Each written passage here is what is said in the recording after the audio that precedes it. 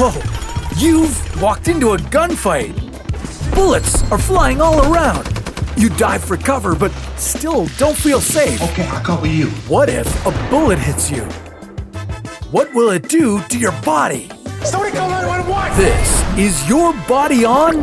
What happens when you're shot? It's happened! You've been shot! That was a good shot though, right? You're bleeding and in shock. What should you do? Call 911! What are your chances of survival? And how long do you have? Gotta get him to the hospital. 1 minute. A bullet enters your body. You could be in excruciating pain or feel nothing at all. Feels like nothing at all. It depends on where you've been hit. Call emergency services. You need immediate help. Hello? Contrary to popular belief, a bullet doesn't always go through your body in a straight line. It can twist upon impact and change direction when it hits bone. This can cause major internal damage. You tried to avoid being hit by hiding behind an overturned table. After all, you see it on TV all the time. It didn't help at all.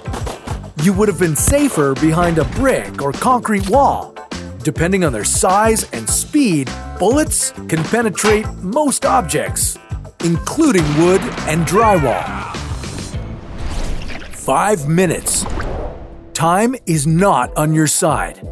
You have to stop the bleeding. Cover your wound with a cloth. If there's nothing else, your shirt will do. God, find a shirt! Find a shirt, Frank! Apply pressure.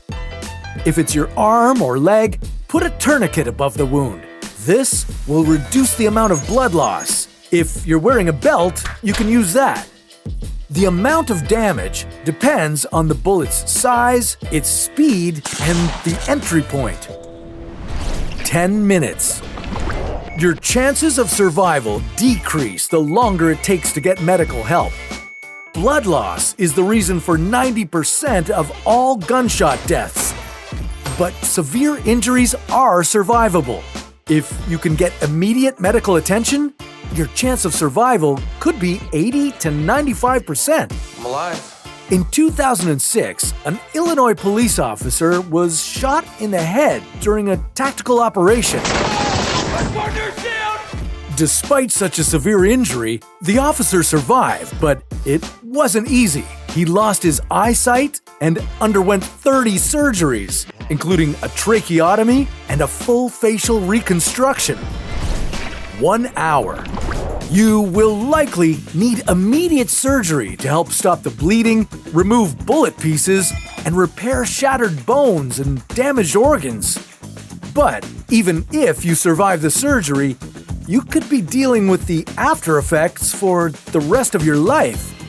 In 1991, an 11-year-old boy in Indiana was shot when he and his friend played with his father's handgun. Sadly, the boy was paralyzed. He still struggles with daily spasms 20 years later. He has a permanent scar and no feeling below his chest, but still has some movement in his arms. Despite his challenge, he's one of the lucky ones. Around 1,800 children die from gun violence in the United States every year. It's the country's leading cause of death for children. 1 week. If you're lucky, and surgery is the only treatment required, you'll be discharged from the hospital. You'll be feeling anxious, sad, and fearful. You may even have flashbacks. This is due to post-traumatic stress disorder. 1 year. Even after a year, your recovery is still ongoing.